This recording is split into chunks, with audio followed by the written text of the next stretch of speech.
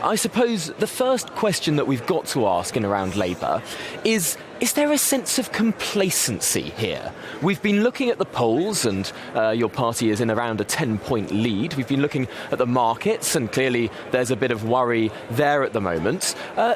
Does your party just need to sit back, not say anything at all, and walk its way into government? No, we have to earn every single vote. And what I want to see coming out of this conference is not only a series of bold, reassuring policies, which we announced from Keir and Rachel later on today, but a hunger, an appetite to speak to people, to listen to their concerns, and to provide a positive alternative, because it's going to be incredibly gloomy. I'm afraid the economic outlook and the reckless gamble that was taken by the government only a few days ago, that is trashing the value of our pound, I'm afraid will make life much harder for people around the country. So Labour needs to offer not only a valid critique of the government and their pretty appalling economic management, but also some positivity, some hope that it doesn't have to be this way. There's a better Britain that we can achieve, a better Britain when people can pay their bills, where we can decarbonise our energy and we can have less human effluent in our rivers, for instance. That's the type of offer that Labour will be making this week, but we've got to be positive. We can't have any complacency because we need to win the next general election, and that won't happen without an awful lot of hard work. Clearly we've got a new government in that is willing to be bold, that is willing to take tough decisions, perhaps unpopular decisions as well. Is there a worry here that the Conservatives are doing unpopular things now that could create benefits later on, that the criticism levelled by your party today may well be out of date in 18 months' time?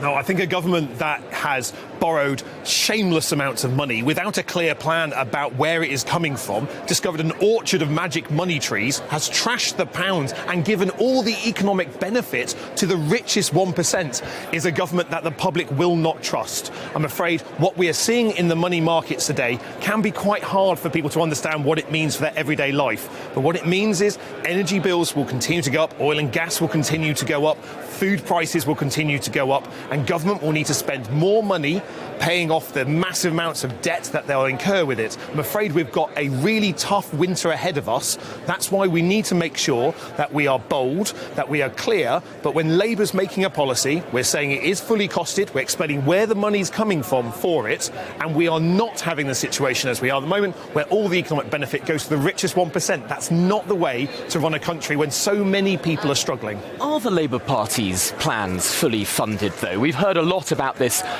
proposed windfall tax on top of the windfall tax already levied on those energy profits. But that only raises at most around £8 billion. A big intervention to freeze the price of energy in this country would be north of £100 billion. Surely the Labour Party, in any rational world, would need to borrow as well. What we said when we announced the proposal for an energy freeze, at the time the government was refusing to adopt that policy, if you remember. So we set out how that would be paid for, strengthening the windfall tax, because at the moment those oil and gas companies are not only getting away with not paying their fair share, they've had a huge cut in corporation tax, and their senior executives are getting a tax cut on their income tax. They haven't as well. had a cut in corporation tax. What the government announced was they're not going to raise corporation tax.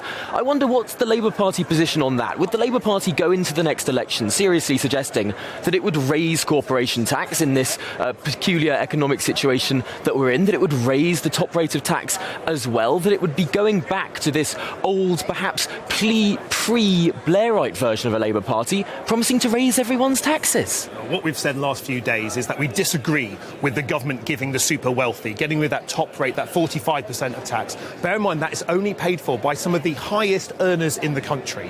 What we do support is tax cuts for those people who are working hard on low, fixed and middle incomes.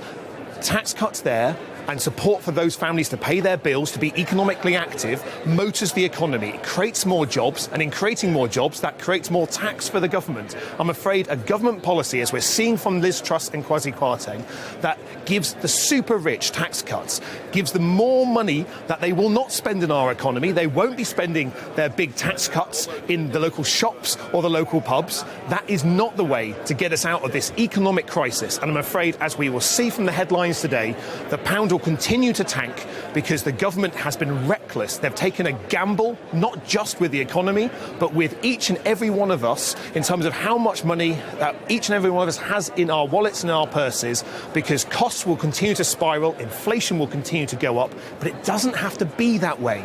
And then people need to recognise and know that there's an alternative to what the Conservatives are offering, and that is what Labour needs to do this week, set out that positive vision to say to people, look, after 12 years of cuts and austerity, of economic mismanagement and political chaos, which I think defines the last 12 years quite well, we've got a better future ahead because we live in a great country, but it could be better and fairer and greener. And that's what you're going to hear from Rachel at lunchtime today and from Keir tomorrow.